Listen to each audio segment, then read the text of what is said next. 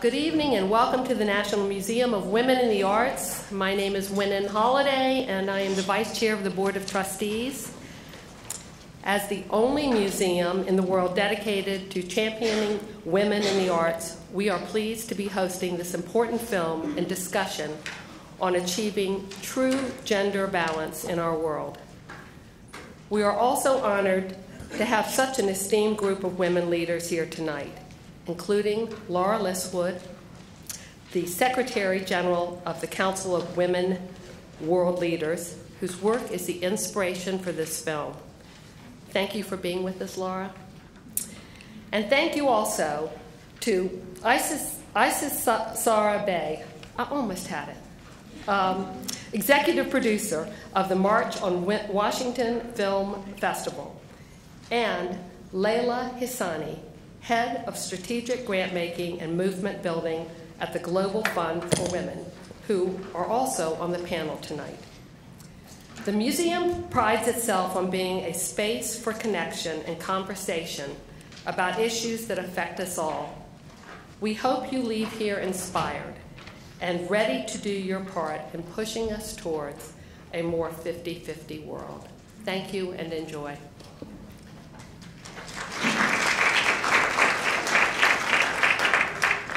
Thank you, Winnan, and thank you all for being here on what is a really beautiful night and beautiful day. My name is Alicia Gregory, and I am the Public Programs Coordinator here at the museum. We were thrilled to be approached by Tiffany Schlain and her team at Let It Ripple Productions about hosting their film 50-50, Rethinking the Past, Present, and Future of Women and Power. Today, there are over 11,000 screenings and conversations taking place in all 50 states and 65 countries for 50-50 Day, this first ever global day of conversation about what it will take to truly achieve gender balance in all sectors of our society. If you are active on social media and you're inspired today, we encourage you to join that global conversation online with the hashtag #GettingTo5050. And we're excited to share that Times Square is even on board for this conversation. There is now a 50-50 Day billboard spreading the message on Broadway that will be up for 3 months thanks to a powerful partnership between 50-50 Day, NARAL, and Refinery 29. So tonight we'll view the 20-minute film and then shift into a conversation with Isis Sarah Bay, Laura Liswood, and Layla Hissani, moderated by Tiffany Cross from the Beat DC, with interviewers Carly Gamson and Olivia Trice. I'm sorry to say that Gwen Young and Soraya Eid are unable to join us tonight. They were on the original program. But I encourage everybody to read over all of our speakers' impressive and inspiring bios in the program. After the conversation, we will be hosting a reception on the mezzanine where you will have a chance to connect more and even play the 50-50 card game, which 50-50 organizers have developed for us. And it dives deeper into the issues discussed in the film and the conversations that you will hear today. So the game will be set up on some of the tables on the mezzanine. Just look around for those tables. And one last note before we begin, this partnership is presented as part of the museum's Women, Arts, and Social Change initiative. In addition to collaborations like this, Women, Arts, and Social Change also includes Fresh Talk, the signature program of the series that brings together women from a range of disciplines whose socially conscious ideas are reshaping lives and economies, engaging communities, and empowering women. We hope to see you at one of our upcoming programs as we close out our 2016-2017 season. On May 21st, we will talk about how the arts can inspire environmental advocacy, and we'll have a very special video message from Mary Robinson, the former president of Ireland and current president of the Mary Robinson Foundation for Climate Justice. And on June 14th, we will be talking about the new superwomen taking the comic book world by storm. They are dispelling traditional gender stereotypes and fiction and beyond. So we hope to see you at one of those programs or both. So thank you again for being with us tonight. And without further ado, here is Tiffany Schlain's 50-50. I think if God came down right now and said you can be any creature you want to be, I can change you into anything, I'd feel confident in saying, make me a woman, keep me a woman. So thank you guys for coming out tonight. I thought the film was amazing, and I'm humbled to share the stage with these amazing women leaders tonight. And given the leaders that we saw and the current political environment globally. One thing that I'm curious about how you all feel, given what has happened in our last election cycle domestically, with Hillary Clinton, the current political environment, we just saw healthcare take a huge step backwards, in my opinion. We saw full of wealthy white men make decisions for women's healthcare. Even on a global scale, I think most of us breathed a sigh of relief when we saw Macron defeat Le Pen in France. It just seems like the pendulum swings and then it swings again. Mm-hmm. So I'm curious if you all feel, in the face of feminism today, are you hopeful or disheartened? And we'll start with you. Start with me? Yes. So first off, just to let you know that when Tiffany and I had this conversation, it was based on the fact that I had done a PBS documentary. I'd gone around the world, and at the time that I was doing this, there were 15 women living who were president and prime minister, and I thought, well, perhaps I could meet one of these women. I don't know why. I'm not Barbara Walters, and I'm not from CNN, but I went about asking for these interviews with these 15 heads of state and government, and not one of the world leaders actually turned me down. So in terms of your arc of sort of where women are, not one of them turned me down. Well, Margaret Thatcher said, come back after you've met everyone else. I'm pretty sure she didn't think I was coming back. But good to her word. Had met all the 14, and she did give me her interview. So I'm the only person who's actually met all these world leaders. And so, that was 15 at the time. And we did bring them together because I heard so many common stories from them. And so this council was created, co-founded by me and the president of Iceland. But now you have the list of them. Now there are 63 women who are freely elected head of state or head of government. And so, that's progress. And so I think we have to look at, we have to do a little more sculpting. For example, when you look at the World Economic Forum's gender gap report, we see that there are some countries that are very close to 50-50. They're what I call the Nordic nirvanas, because they're Nordic countries, or countries that, such as Rwanda, that have quota systems, and so their parliaments are 50-50, if not more. So, there are some countries that are progressing quite nicely. And there are some countries that are trying to progress. I haven't quite done it yet, but they're doing it. And then there are some countries who are just stuck or moving backwards. So, I think we have to, and the problem is that we're just faced with a particular situation here that feels like stuck and going backwards kind of thing. On the other hand, when I talk to these young women who are so energized and so want to get involved, I'm thinking, this is definitely making lemonade out of some lemons out of that, because these young women are really engaged. So, it's, the way I sometimes liken it is I heard John Major, former Prime Minister of the UK, speak. And he said he had called Boris Yeltsin to ask Yeltsin how it was going in Russia. So he said to him, Boris, tell me in one word how it's going in Russia. And Yeltsin responds, good. And he says, well, maybe you should elaborate, Boris.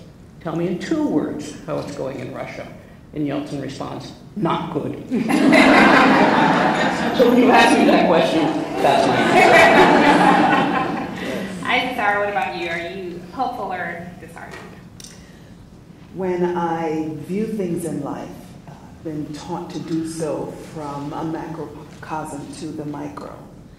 And part of what forms my life is understanding in most African spirituality that instead of thinking about history as being a line from the past to the present, it is more like a circle or a spiral. And I can see that in the fact that when African ancestor people want to start an event or to talk about themselves, we have to remember the elders, those who've gone on before, those living, and those yet to be born. And so what I like to say is because they were, we are. And because we are, they will be. And that helps me to know that I'm not alone in this time and space. I'm connected to a vast arc of history.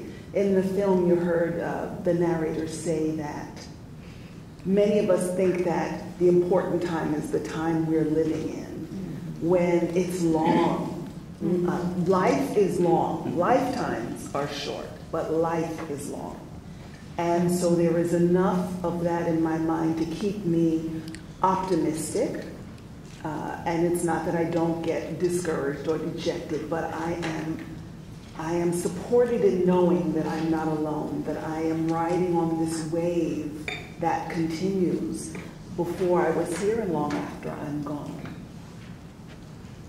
So Layla, you have an interesting perspective. You've lived all over the world, and now you're fighting for reproductive justice in North Carolina. So I'm really curious if you are hopeful or disheartened at the road to feminism and equality. Yeah. Good evening, everyone. Thank you for the question.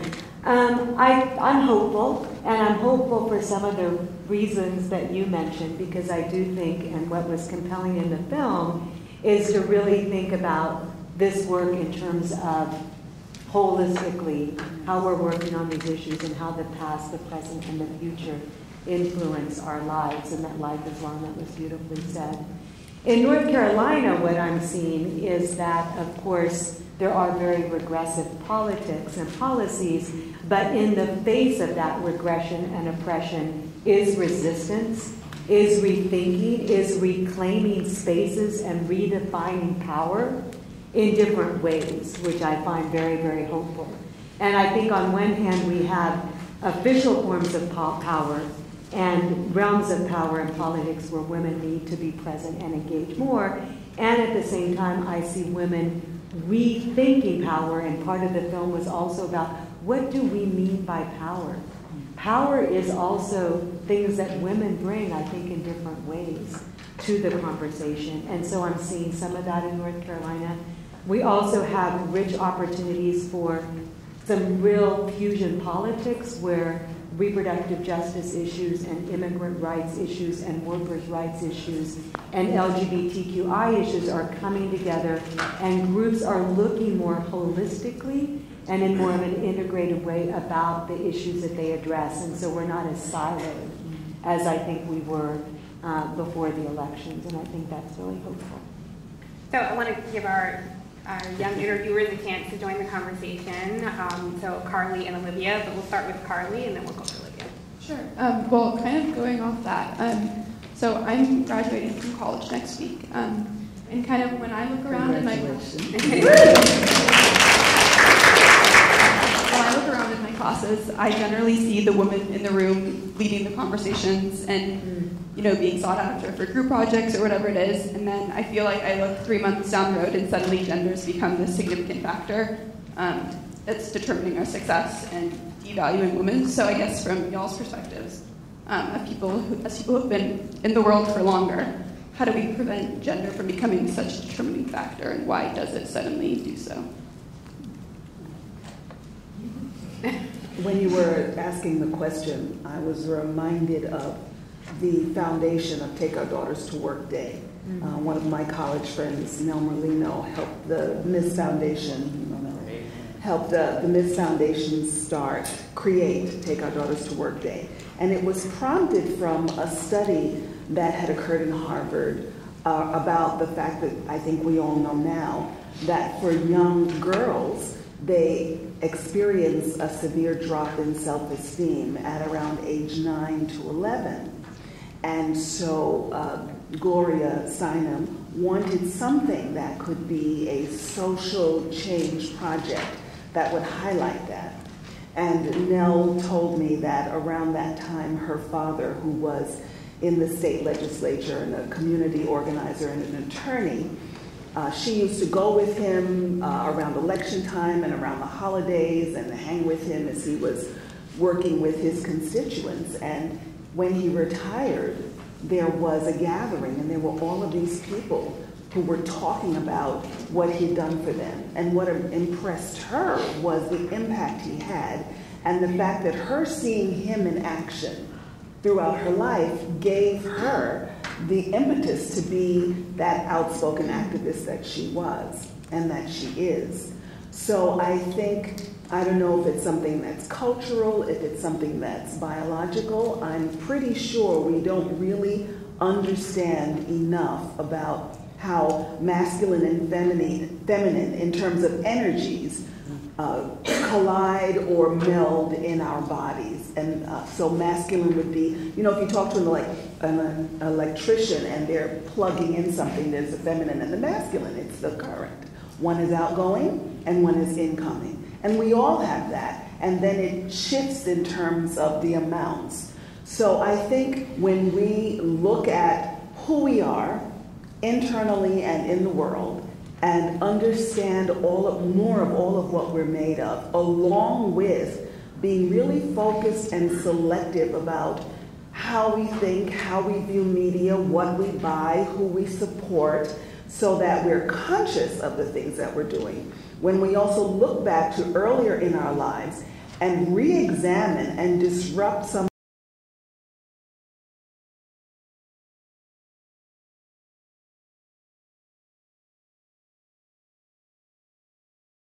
dollars in women, that's $100 invested in terms of the continuation of their children's education, their community's health, their family's health, and the evidence base has really grown over the last 30 years. The flip side of that also is that we have evidence of the impact, for example, of gender-based violence. So we've quantified the impact of gender-based violence. There's been studies that CARE and ICRW, the International Center for Research on Women, have done to show that when you don't deal with gender-based violence in your society, your country suffers and GDP suffers, and it affects the whole community and system and country. And so I think building on that, we have a much deeper understanding of what works. We know in our work that feminist consciousness raising and thinking about these issues that we maybe take for granted, or that we're not questioning power structures and systems is key to that feminist consciousness raising that is then key to questioning the systems of power and oppression and discrimination in which many women live and operate. When you were talking about early on, one of the things that Nell started an organization later on called Count Me In for Women's Economic Independence, and I worked with her for many years with that. And at one point, this was helping micro businesses. Women started micro businesses grow to the $1 million level. We had an ethnographer speak with some of the women in the first wave of the organization who had reached the $1 million level. And there were some things that we understood about, for example, in climbing a ladder towards success. Generally, this is a generalization. For men, it's climb to the top, get to the top, put your feet on the desk, light the cigar. And for women, it's like, I gotta bring this person, I gotta bring this person, I gotta make sure, you know, we bring everybody with us. We do not feel successful unless the posse's with us, unless the tribe is there. Yeah, I think also, you know, I completely agree with you. I think that sort of the hierarchical structures lend themselves to the sort of command and control kind of approach to things. And I'll tell you, Carly, I was always reminded of why I was doing this work. Because we first housed the council secretariat at the Kennedy School of Government. That's where we first put the council. And I walked by in the John F. Kennedy Park, and there was this granite slab engraved with a quote from John F. Kennedy that said, "When at some future date, the High Court of History sits in judgment on each one of us. Our success or failure in whatever office we achieve will be measured by the answers to 4 questions. Were we truly men of courage? Were we truly men of dedication? Were we truly men of integrity? Were we truly men of judgment?" And I'd go by and I'd read that every day, and I'd think to myself, such good question to ask men. Do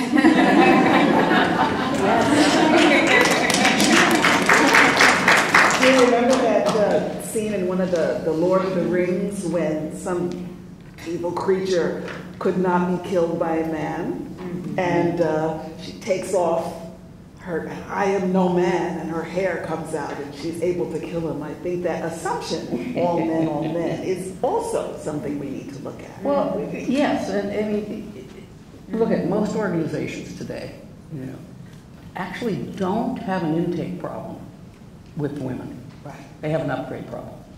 That's the issue. Yes, they get the men, can't get Yeah, them. but we just have all these archetypes of kind of what leaders look like. So, for example, Malcolm Gladwell in his book, The Lake, talks about the fact that in the United States, 16% of men, 16% of men are 6 feet or taller. Fine. Then they measure the height of Fortune 500 male CEOs.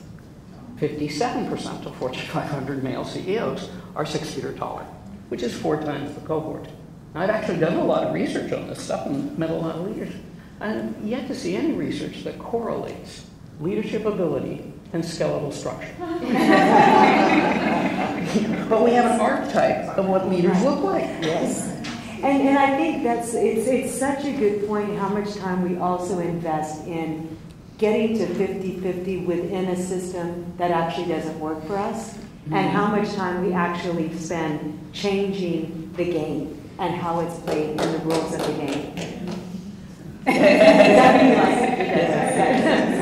No, but I think that's the question, because so much, this is not going to work for us necessarily. It's not working for us, and is it the game that we want to play?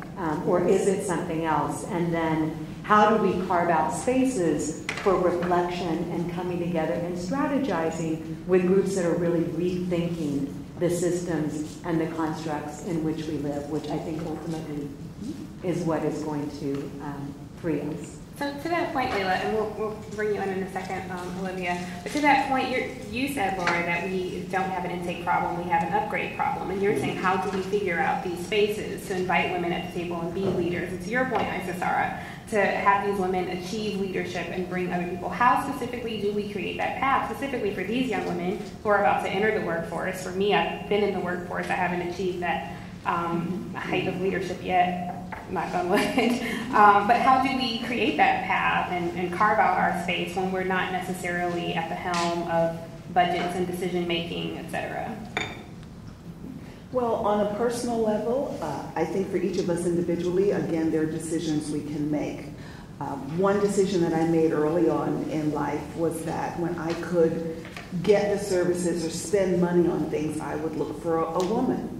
So I have a woman gynecologist. I really don't understand having a man gynecologist. Dentist, attorney, accountant, podiatrist, orthodontist. I also, very early on in life, decided that every day I would have on at least 3 things that were either made by or sold by, to me, a woman. So I'm very conscious of my individual ways of supporting vendors and entrepreneurs and artists. And then from years in the corporate world, the other thing I think is important is sticking together. Number one, being honest with each other about how much we're making. That's a big secret in the corporate world. But sometimes the woman next to you could be a third less than you are because we've individually negotiated with the power structure in some kind of way. But when you get that information, then you have some collective power. And then when there are opportunities to support each other, to do so, to get over the ego and the desire to be separate and individual enough to band together and be helpful. I think it's also just understanding, believing in yourself, that you have a right to your voice. You have a right to the point of view. You know, that your point of view is equal to anyone else's point of view. To speak up with that. And, you know, there's an interesting book called Leading Minds by Howard Gardner. And he looked at leadership across all disciplines, gender, etc. He said there's 4 great traits. There are 4 traits of great leaders. And I believe any one of us has leadership. I fundamentally believe that all of the traits of leaders are within ourselves. He says the first is that you have a true north. that you have a true north, Yes. that you have your compass, your moral sense of things. He said the second thing was that you were willing to challenge authority, which sometimes women may have a little bit of a challenging authority, because you get a lot of social negative consequences by challenging authority. These women do. The third is that they just have these skill sets of being able to convey their ideas. And the only way you get the skill set of being able to convey your ideas is to convey your ideas and to practice and to speak out. And incidentally, the number one fear of Americans is public speaking. Number two is snakes. Anyway. And the fourth is, and this is one I think women actually come to the table with much more than men, which is, he said that great leaders had traveled. Now, he didn't mean travel to Kenya, although you'd get beautiful jewelry if you did travel to Kenya. He meant traveled outside of your worldview. Now, I just happen to think that women have, because if you are from the non-dominant groups know a heck of a lot more about dominant groups than dominant groups know about non-dominant groups. Absolutely. I call it, a book I have called The Loudest Duck, I call it the elephant and the mouse. If you're the elephant in the room, what do you need to know about the mouse? Not much. If you're the mouse in the room, what do you need to know about the elephant? Everything. Exactly. So that ability to read people, to be sensitive to what other people are going through, I think is a characteristic not just of women, but members of the non-dominant group. So that's men and women, members of the non-dominant group. And so that traveling, I think, comes easier to people who are in that, versus if you are a member of the dominant group who doesn't really have to know much about anybody. And so I think, well, so they think, exactly. Yeah, it gets them into real trouble, Because interestingly, while we know the value of diversity and inclusion, we know it's cognitive diversity, the differing ways people think about things, etc. What we have got to be more conscious of is the danger of homogeneity. That's the issue. That's the issue. Which is why, if you are a member of one of the heterogeneous groups, the historically underrepresented groups, you must speak out. You must speak out. And just to punctuate that point before we bring Olivia in, why we say diversity and inclusion is because diversity is being invited to the party, inclusion is being asked to dance. And for many years, a lot of us have been invited to the party, but nobody asked to dance. Yeah, you're invited to the party to dress the window. Exactly. I actually call that the Noah's Ark theory of diversity, which is, God, if we can only just get two of each in the ark, Exactly. we'll have our diversity. Olivia, I want to bring you in the conversation. So, a really important topic that was touched on in the film was the importance of mentorship. And so my question for the panelists is what has your experience been with women mentors? What mentors, women mentors, have influenced you the most, and how does the importance of mentorship play into your lives personally? Well, I've been fortunate to have several mentors through different periods of my life, and I have to say it's pretty equally male and female. There have been times when a more enlightened man made an effort to help me, particularly in the corporate world, because he had the power to do so, and then also because he traveled. In his mind, he traveled. And then there are those who were female mentors from who I received a different kind of nurturing and support and felt a different kind of safety with them so that I could be myself, including the times when I felt weak. I've never felt that I could be weak or disheartened in front of a male mentor, but I could in front of a female mentor, and that made a big difference because, I'm not always up all the time. Come on. No, exactly. I worked in the newsroom for many years, and it was a motto, you do not cry in the newsroom. And things would happen, and we'd grab and run to the bathroom, whoever was about to break down. But you just never let them see you sweat. Remember that commercial? So, I don't know if I purposely sought out a male or female mentor. I did purposely seek out people who were in a position to help me and who I thought I could get along with well. Does it make a difference when you have a male mentor versus a female mentor?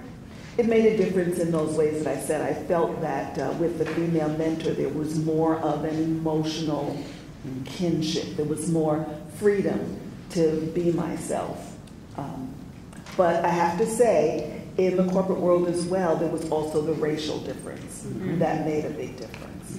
A white female mentor was not combative, but it was a challenge, more so than male. Oh, sorry. Do you have another question, or can I jump in? Okay. Well, I'm going to expand a little bit on the terminology mentor, just because with the work that we do at the Global Fund, it really is about women's leadership and linking up mentors and leaders in different ways, and that's been a real strategy in terms of supporting not just feminist and women-led organizations, but collective movements for change. And one of the things that we've realized over time is that when we first started our work, we were funding organizations to, for example, advance women's reproductive rights or economic justice or political participation, but that bringing groups together and bringing leaders together and having a type of mentorship, peer mentorship model really benefited the organizations and the women's leaders to be more impactful in the work that they were doing. And I think in my own... Because what was happening was I was telling them what the others had said. In fact, it got a little strange after a while. The Prime Minister would say she had this problem, and I'd go, "Oh, Prime Minister, don't worry. Prime Minister so-and-so had the exact same problem." Just a little therapy afterwards. Anyway, what I found... the importance of talking to each other. She's exactly right. Because if you don't have someone else who's similarly situated to talk to, for women particularly, we have a tendency to think there's something pathologically wrong with me. Yes. Unless we go, "Oh, you had that experience? Oh, so maybe there's a social construct going on here. Maybe there's a dynamic here that's going on that has really nothing to do with me as an individual." And I think mentorship is extraordinarily important, but I also, particularly in the corporate world, if you will, and I spent 16 years with a small investment bank, Goldman Sachs, and Little startup. We weren't sure they were going to succeed. Anyway, Herminia Ibarra out of INSEAD has done a lot of research on this. And what she has found is, at least in the corporate world, that women are over-mentored and under-sponsored. Yeah. So mentoring is very good because you need it to help yourself, develop yourself, getting feedback and all that. But actually to get ahead in the workplace, you actually have to have sponsoring. And sponsoring is substantially different. Very, very different. That's relationships where someone is willing to, what they call, sign the blank check for you. Absolutely. To say, I'm going to put my reputation at risk because I think Olivia's the one who can do this job. That's what sponsoring is, and that's a very different thing than mentoring. It really is. One quick thing I would add to the conversation around mentorship is, while I think it is obviously important to have mentors, it's also, I think, equally important to have peer-to-peer mentorship, but you can share and exchange in where your life is professionally and even personally. And one thing that I find, I'm curious if you all have had this experience or have any thoughts to share on it. I know there are times where I've met women at different professional engagements, and you're sharing your experience and you're talking about your professional path to where you are. And I know sometimes it comes across, even though it might not be intentional, but sometimes I feel like it turns into a competition. And I know on my end, I'm not doing that. I really just want to, you seem like a fabulous woman, I want to get to know you, I want to know your path. And sometimes it seems like, oh, well, you're doing communications, well, I did that, or I did that 5 years ago. So sometimes I wonder if we are or I've had women say to me, wow, you're so cool, I'd love to stay in touch, and I don't really do women, but you're the exception. And I know I immediately think, well, I don't really do you, if you don't really do women, how do you function in that space? So I'm curious what words of advice you can have for us and peer-to-peer mentorship to kind of strengthen those relationships and build those relationships as we go forth in our career paths or enter the workspace. When I first went to Sony Pictures in California, I was able to secure a position. I was in a management training program for 2 years, and this was my last 6-month rotation. What helped me to get a permanent job in the position was the woman who was the head of the department went on maternity leave and had me stay as the seat warmer, and I just never got up. But I met another woman in the department, and she and I became really good friends. We are friends today. And we did a project together, and there are times when that relationship with another woman or friend is just so encouraging. It's just wonderful. So you're going to meet people who will come with that competition kind of vibe, and just move on. Find the next one who won't be. Yeah, I mean, I would agree with that, and I think finding spaces where we can be vulnerable and we can be real and we can be authentic with each other. And there's some people you can do that with, and there's some people you can't. And I think making that decision and knowing that is really important. Discernment. Discernment, exactly. Because with the relationships that I've had where I was able to have that, it's deep, it's profound, it's allowed me to face hardship both professionally and personally. And then with others, if it's the competition, it's, again, a game that I'm not really interested in playing. Yeah, there's also a dynamic that goes on here. This comes from Rosebeth Moss Cantor's work. She says, if you are the only O in a room full of X's, then chances are the only thing you're going to have to be able to do is turn yourself into an X. Yeah, you're going to have to try to do that. Yeah, which is sometimes what happens to the O if they're the only O. So they can't sort of feel like they can be that generosity to do that. So that instantly goes back to what you both said, which is that you need a critical mass of O's. Right. Yeah, that's what it really takes to change behaviors, to change perspectives, things like that. And we really have this a little further afield from the discussion, but over 100 countries today in their parliaments and congresses have some affirmative mechanism.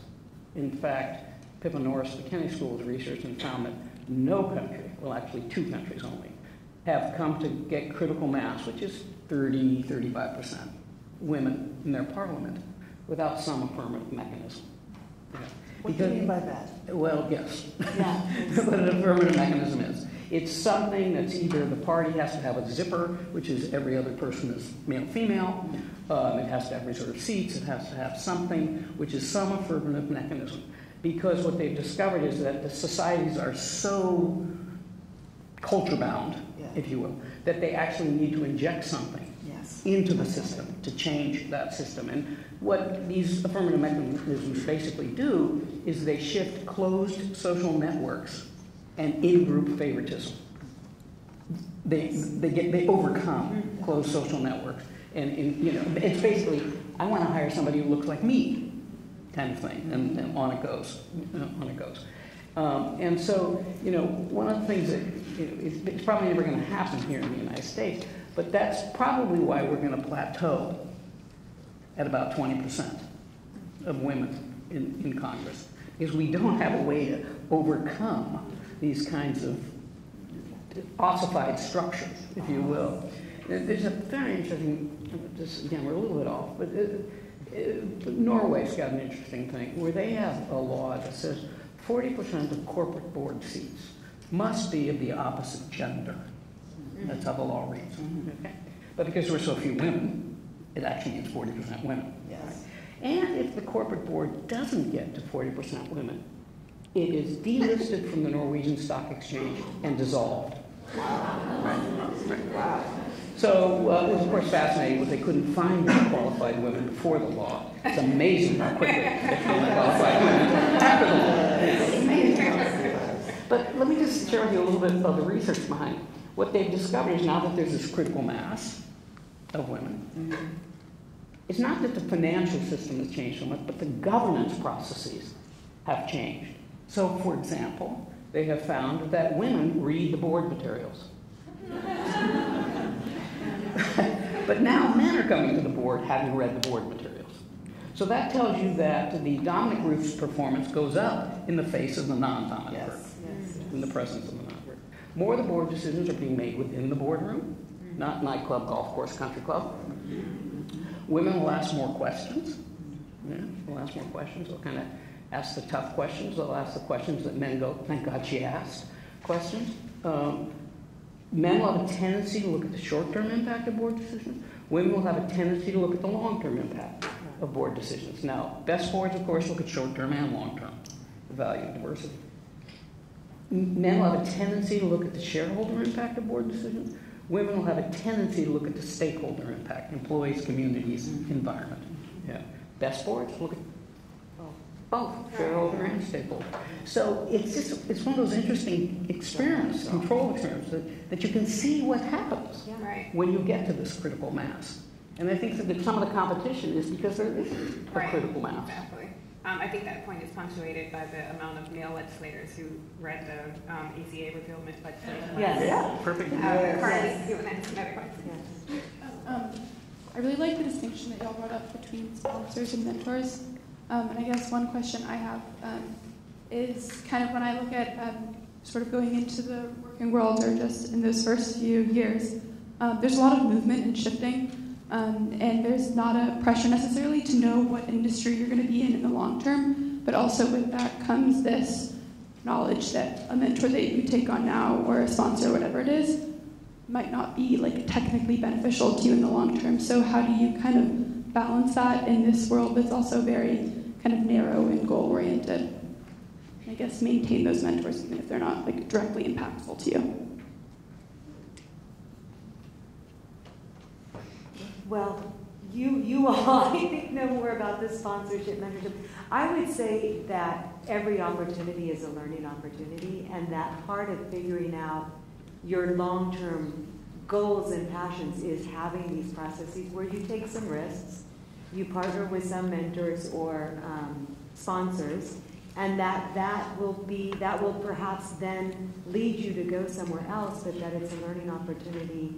And I do think that taking risks and doing different things is important. And we've kind of gotten in this model of this linear track where you need to know your career and not take risks. And I just think taking risks, I think traveling, I think as individuals in the United States and Americans, I think most of us are Americans in the room, thinking about how we travel as being part of our global solidarity and understanding is really, really critical. Your point about thinking about buying from women and having women as your providers, buying smartly and buying consciously and intentionally, and thinking about the women who are at the supply chain line of so much of what we are purchasing and drinking and eating, I think is really important. Sorry, that really didn't answer your question. You'll do a better job. Thanks. Life is a series of meetings and partings. Yes. There's not much you're going to do forever. Yes.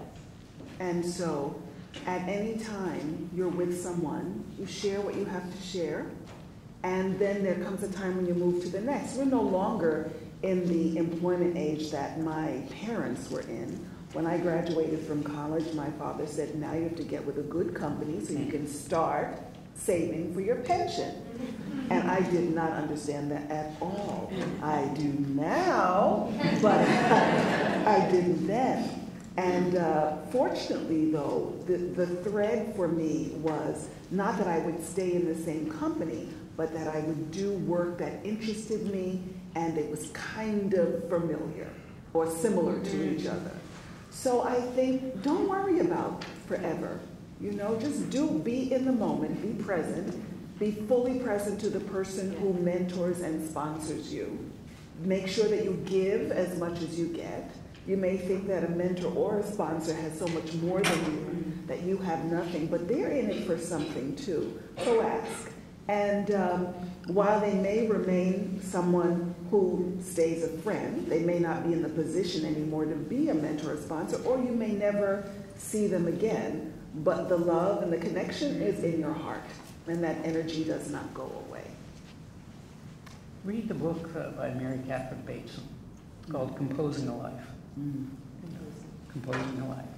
And it's really, she particularly looks at it because women have a tendency to compose our lives. You know, it's more a, a quilt than a tapestry. That's nice. I would just say, Carly, I finished college 20 years ago. And in those 20 years, I had mentors 20 years ago who said things to me that stay with me today. But I had not spoken to them in probably 19 years. Olivia, did you want to ask another question?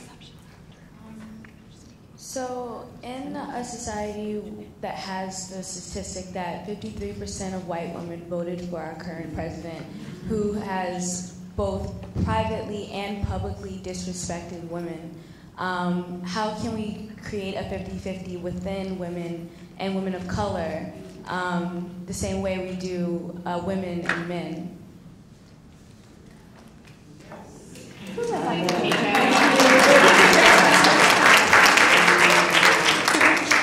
After the election, I sent, and that statistic came out, I sent a note to several of my peers and friends who were white and said, a conversation needs to be had about this.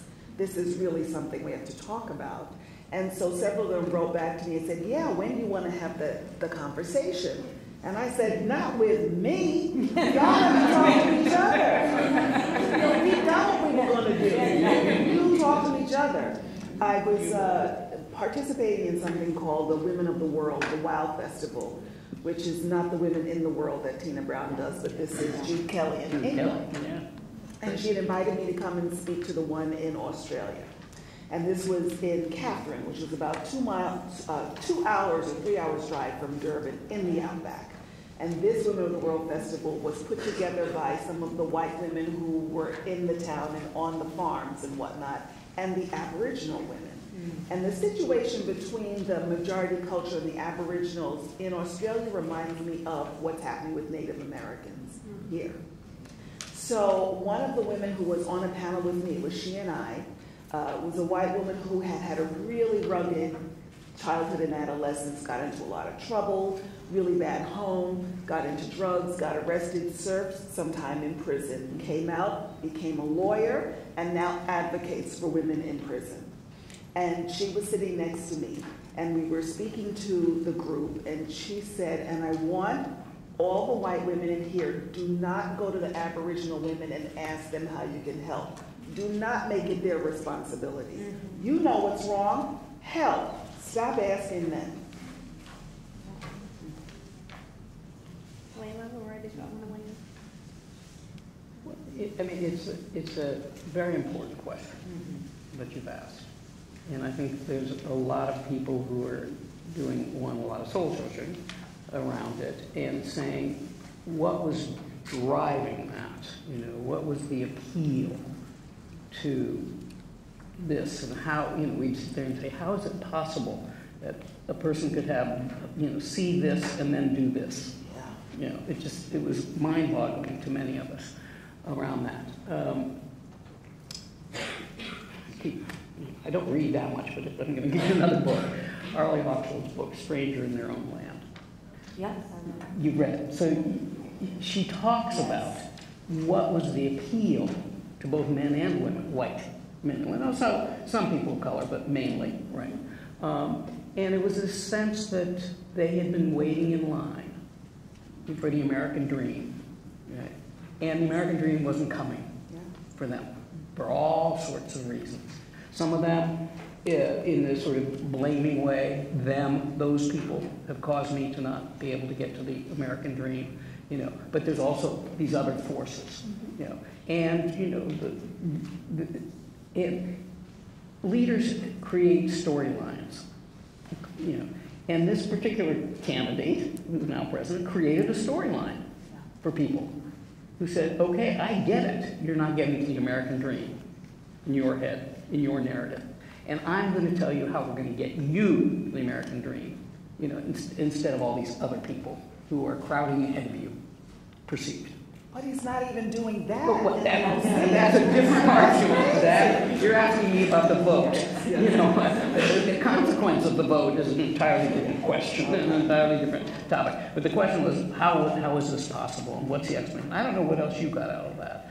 Well, I mean, again, I think it is an essential question that has not been answered.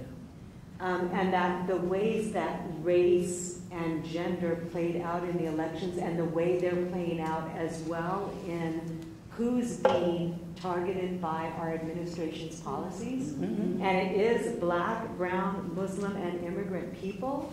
And I think we have to call that out and call that out in the work that we do and not pretend that these are not issues that are critical to everything we do. And race is an issue that in North Carolina, it plays out in certain ways, and you can't not talk about the racist, white supremacist history of that state and of our country. And so people are talking about it a lot more. I don't think we're anywhere where we've resolved anything, but I think these are important conversations to have, because who is really suffering and who is under surveillance and being monitored are Black, brown, people of color, Muslims, and immigrants, and that's who's going to suffer the most from the outcome of this election. There's talking going on both sides. This recent issue of New York Magazine is about how the alt-right is no longer fringe. It's not fringe. It is not fringe. No. And they are talking loud. Yeah. And some of them hold seats in Congress. Absolutely. I think Congressman Steve King from Idaho has been emboldened and has actually said verbatim, I support the homogenization of America, and we don't welcome people here who have a different worldview than we do, which is a scary time. Sarah Huckabee in the press briefing today had some very unkind words to say about Secretary Clinton. It's like the decorum in politics has been lost.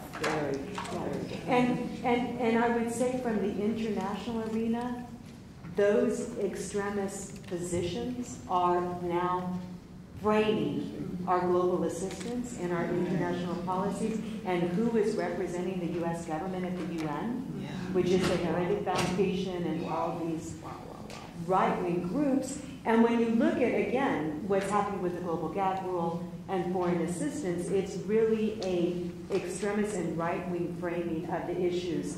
The way that Trump has interpreted and expanded the global gag rule to affect all health care and not just family planning is having major, and will have major repercussions on the world's women and men and rates of HIV and contraceptive access and abortion.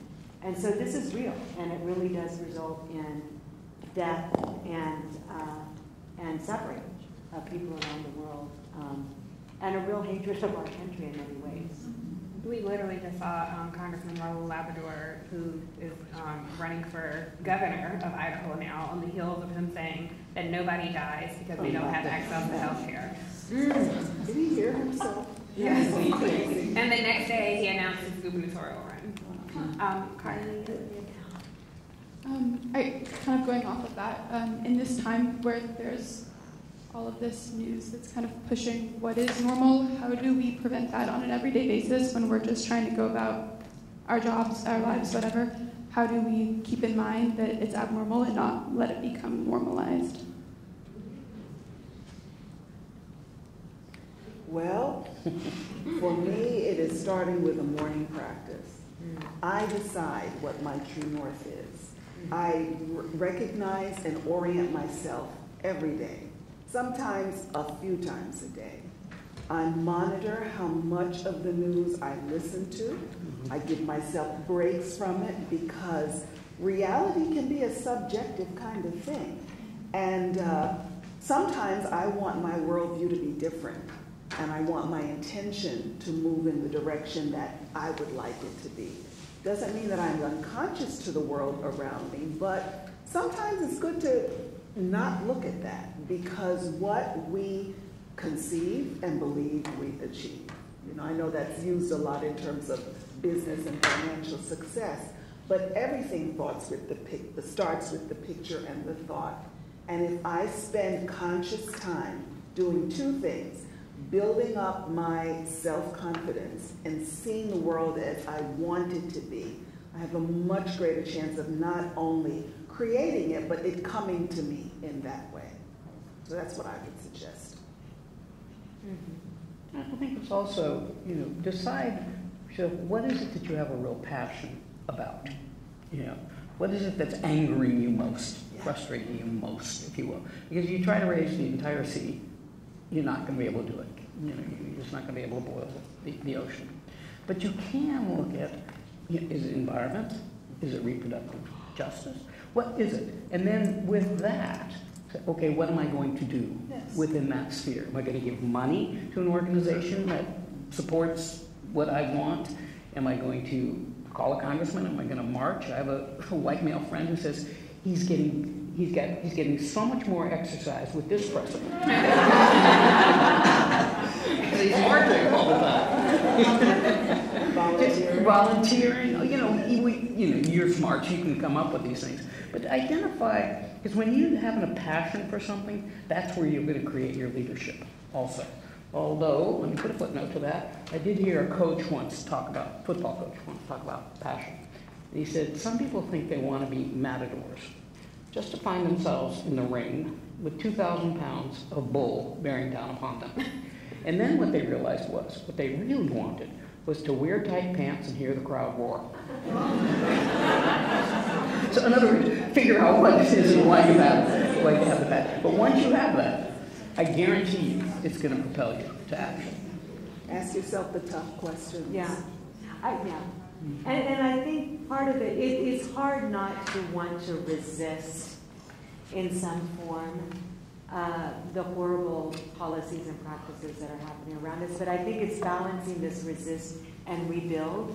And part of rebuilding is getting to your point about that self-care and self-reflection. That is a revolutionary act. And one that I think women, certainly women, we need to claim and practice, especially in this particular context, because already with the reproductive justice groups that I'm part of, burnout is just, it's massive. People are unhealthy, they're burning out. This was already under just oppressive state policies and practices. So with Trump, it's just another reality, and I think we need to absolutely balance our building a vision and a future that is different, because that day will come. I just want to say very quickly to that point, I think that you ladies have, all achieved such a wonderful, full life that you've earned the right to say, I need to take a minute and step away from this. I don't think we have yet. I'm a Gen Xer, you ladies are millennials. I'm sure there are, different generations in the audience, and I think you all have passed the baton to us. So I would say that if nothing else, don't turn off the news, read a paper. I'm mortified at how many of my peers who don't have any idea when I ask what was the last newspaper you read or how do you consume information. This is how fake news has overtaken our society and how people believe there was a sex ring in, a pizza shop in DC, or how people believe that Hillary Clinton's emails is going to lead to world disaster. So if you're reading the New York Times, the Washington Post, the LA Times, HuffPo, however you want to consume your news, I think, and not just for you all, for the audience, for everybody, to at least know what's going on and be engaged. And I think if you know what's going on, it's impossible not to get angry. I worked in newsrooms. I did not follow that rule of not crying in the newsroom. I worked in newsrooms for over 10 years. And it is, it can definitely be disheartening to consume all that information. But, if you can try to turn just feeling hopeless sometimes into anger, I know that's often what keeps me going. When I wake up at 5 a.m., I've read 5 papers by 8 a.m., I'm ready to hit this day running at 100 miles per hour because I'm angry at what's happening, not just domestically, but globally. So, and I would just implore you all to stay engaged on that level. And when you are, if you're on Facebook and reading things, share responsibly. If something doesn't sound right, if it's from a friend of yours, let's think before we hit share and pass information along, because a lot of those things are real fake news, not what the president deems as fake news. I think we have time for one more question, so we'll let Olivia and then we'll wrap. Do you have one? Yes, I do. Okay. In light of earlier comments about how important peer-to-peer mentorship is, I am DC ambassador for a local organization, Girl Power Meetups. All my girls, hey! Which is basically built on the backs of peer-to-peer mentorship and the vulnerability of sisters and sisterhood. All mostly millennials. And so as millennials, I guess the question is to older generations, because everyone's looking to us for hope and looking to us, maybe to clean up whatever messes the baby boomers might have left behind. But what do you guys specifically look to us to do? What do you want to see us accomplish in order to maybe fix it a little bit? Well, we had the same expectations when we were your age. There was this feeling, particularly in the 60s and 70s when I was a young person, that we were going to change the world. We even expected it of ourselves and felt that the generation before had left a mess. So again, thinking about life as long and that there are ups and downs. There's a way that things move, kind of like the pendulum is one thing. But what I would ask of you all is, I love your willingness to try new things, your embrace of technology. I would add something to what you said, and that is, be careful, be aware, be more analytical and more critical about what you take for granted. And everybody deserves respect, including out-of-touch older people. Thank you.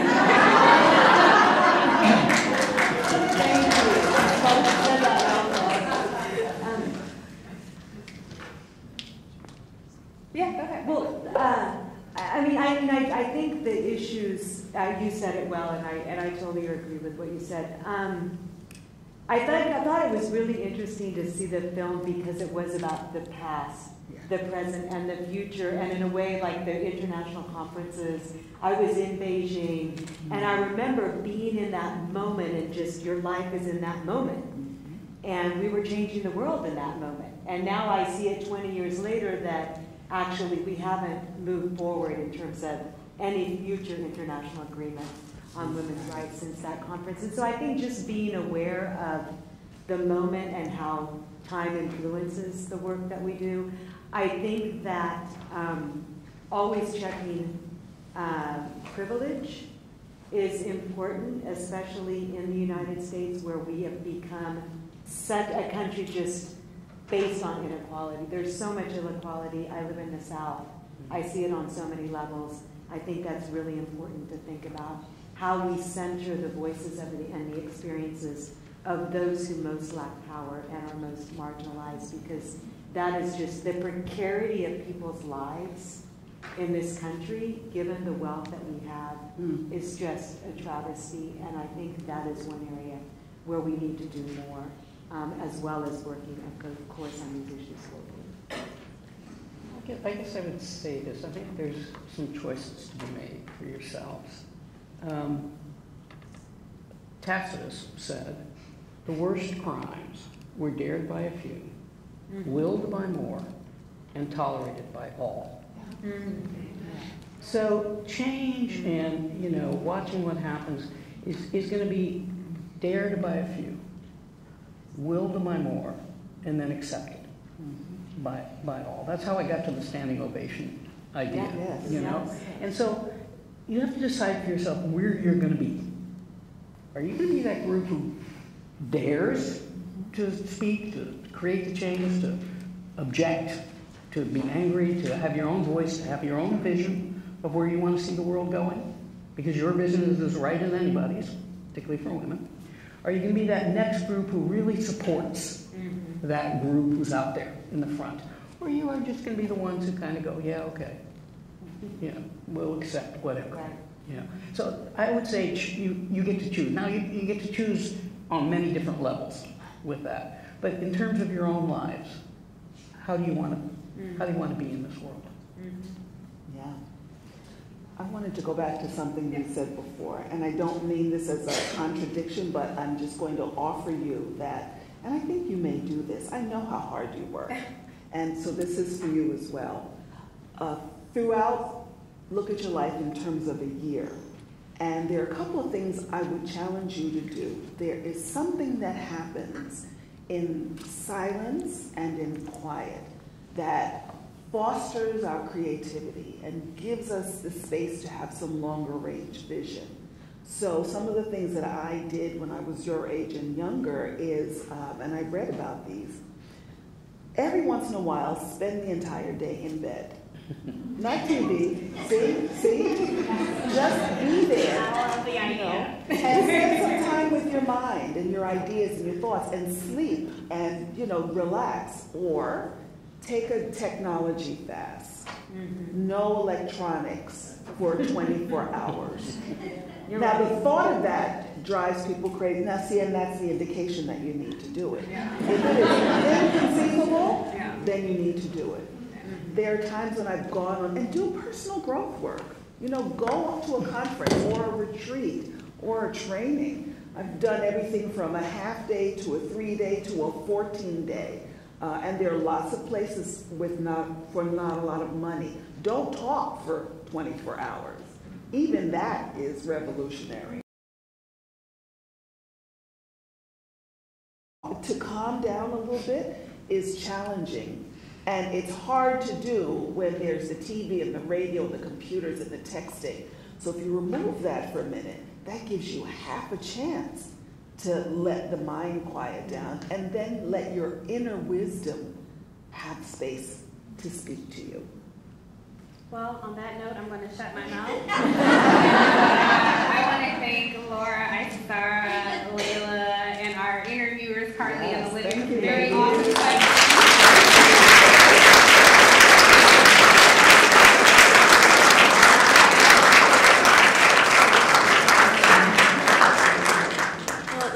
Let's continue the conversation down on the mezzanine. Thank you all so much for coming. What a rich conversation.